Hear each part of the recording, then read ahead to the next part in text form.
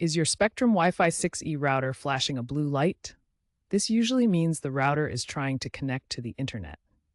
The blue LED typically represents the internet or WAN status, and when it's blinking, usually at 1 to 2 Hz, it indicates the router is actively trying to establish a connection with the Spectrum network.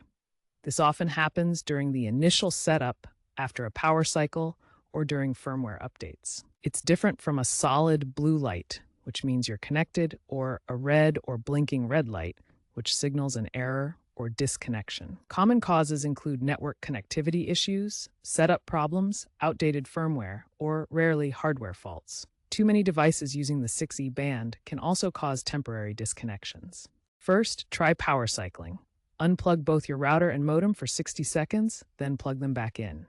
This often resets the connection. Next, check your connections to make sure the coaxial cable is securely connected and undamaged, and that your router is plugged into a working outlet. Update your firmware by logging into your router's web interface, usually 192.168.11, or using the Spectrum app. Automatic updates are enabled by default, but you can manually check. If that doesn't work, use the Spectrum app to restart network, which remotely reboots both your modem and router. As a last resort, you can factory reset the router by holding the reset button for 10 to 15 seconds.